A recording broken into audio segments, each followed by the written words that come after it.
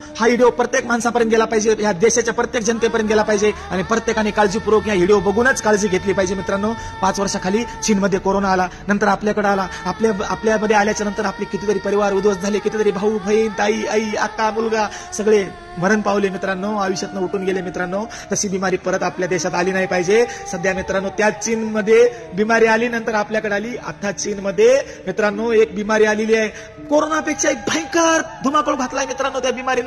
कितीतरी लहान लहान मुलं वैद्य माणसं आज मरण पावतायत, बेड सध्या भेटत नाहीत. मित्रांनो, चीनच्या हॉस्पिटलमध्ये एवढी गर्दी त्या चीनमध्ये आहे, सगळ्या पेशंटना गर्दीनं हॉस्पिटल भरून गेलेलं आहे धुमाकूळ. मित्रांनो, म्हणून तुम्हाला सांगतो या बिमारीचं नाव आहे ह्युमन मेटान्यूमो. ही बिमारी धुमाकूळ घालणारी सारखी चीनमध्ये आज कितीतरी लोकांचे जीव गमावून बसलेले आहेत. मित्रांनो, म्हणून आपल्याला आता ह्या गोष्टीपासून सावध व्हायचे मित्रांनो, कारण कोरोना पहिला आला, त्याच्यामध्ये आपले भाऊ बहीण कितीतरी आपल्यापासून दूर झाले. आता परत असं झालं नाही पाहिजे, म्हणून हा व्हिडिओ तुमच्यासाठी खास बनवत आहे. म्हणून आपल्या मुलांची आणि आपल्या वैद्य माणसांची जास्त करून काळजी घ्या. आता पहिल्याच सारखं सॅनिटायझर मास्क वापरायचं आहे मित्रांनो, आणि परत आपल्याला आता हात धुवायला गरम पाणी, प्यायला गरम पाणी. मित्रांनो, सगळ्या गोष्टी तुम्हाला जसं कोरोनामध्ये केलात तसं करायचं आहे, आणि आपल्याला ह्या आता येणाऱ्या बिमारीला मात करायची आहे. आणि आपल्याला बिमारी आपल्या भारतात येऊ द्यायची नाही आहे, म्हणून ह्या गोष्टी आपल्याला करायच्यात मित्रांनो. म्हणून मला पहिले जसे होतो, पहिले आपले एकजुटीचे ते काही सोडून गेले तसे सोडून गेले नाहीत पाहिजेत. म्हणून आज चीनमध्ये एवढा भयंकर धुमाकूळ घातलाय त्या बिमारीनं, म्हणून आपल्या देशात आपल्याला ही सावधगिरी बाळगायची, एवढंच मी आवाहन करतो. धन्यवाद.